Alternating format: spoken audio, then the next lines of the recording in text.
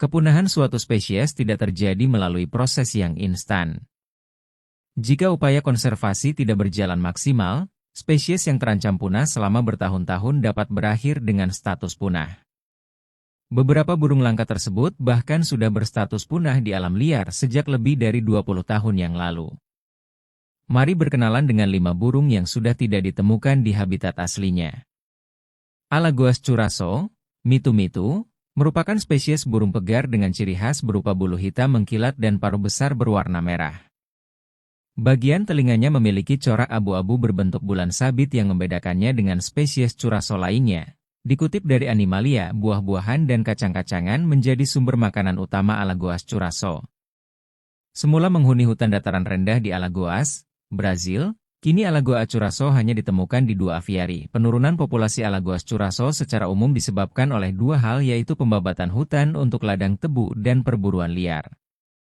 Sejak akhir tahun 1980-an, hutan yang menjadi habitat Alagoas curassow telah hilang sepenuhnya dan 3 individu tersisa melanjutkan kelestarian jenisnya di penangkaran.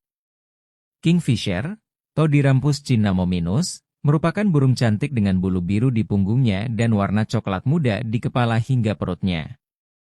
Keberadaan paruh panjang dan pipi menunjukkan kebiasaannya sebagai burung pemakan serangga. Ketika berburu serangga, guam kingfisher akan menunggu di ranting pohon sebelum bergerak dengan cepat menangkap mangsanya.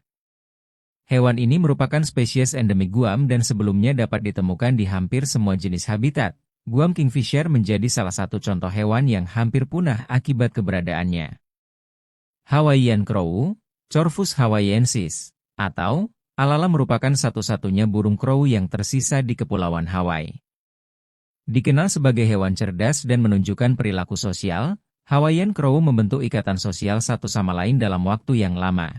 Hawaiian crow memiliki pilihan makanan yang sangat beragam meliputi buah-buahan, telur burung, bunga, nektar, bahkan sisa-sisa bangkai hewan. Saat ini lebih dari 100 individu Hawaiian crow hanya dapat ditemukan di Panay Zoo setelah sebelumnya menghuni kawasan hutan kering Hawaii, dikutip dari laman Department of Land and Natural Resources Hawaii. Penurunan populasi Hawaiian crow di masa lalu merupakan kombinasi dari alih fungsi habitat dan perburuan. Sementara itu, populasi Hawaiian crow yang tersisa saat ini juga tak lepas dari risiko infeksi toksoplasma serta penyebaran West Nile virus. Socorro dove adalah burung merpati berukuran sedang dengan warna coklat tua di bulu punggungnya.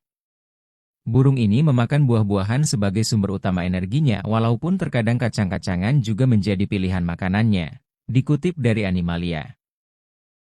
Seperti kebanyakan burung merpati, Socorro dove menghabiskan sebagian besar waktunya di tanah dan kerap berkicau. Pulau Socorro di Meksiko merupakan habitat asli spesies ini. Penurunan populasi Socorro dove di masa lalu terjadi akibat kerap dimangsa oleh kucing liar.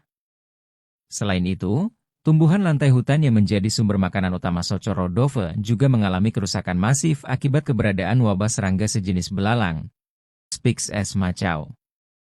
Spix-S macaw sebelumnya dapat ditemukan di wilayah utara Brazil namun kini tersebar di penangkaran di beberapa negara. Spix-S macaw mengalami penurunan populasi yang tajam, salah satunya akibat kerusakan habitat hutan dalam jangka waktu lebih dari 3 abad. Di samping itu, perburuan liar Spix-S macaw untuk dijual sebagai hewan peliharaan juga semakin membuat burung ini dekat dengan kepunahan, atau usaha untuk melepas liarkan kembali spesies punah di alam liar merupakan langkah yang kerap diambil oleh lembaga konservasi. Sayangnya, reintroduksi tidak selalu berhasil untuk setiap jenis hewan.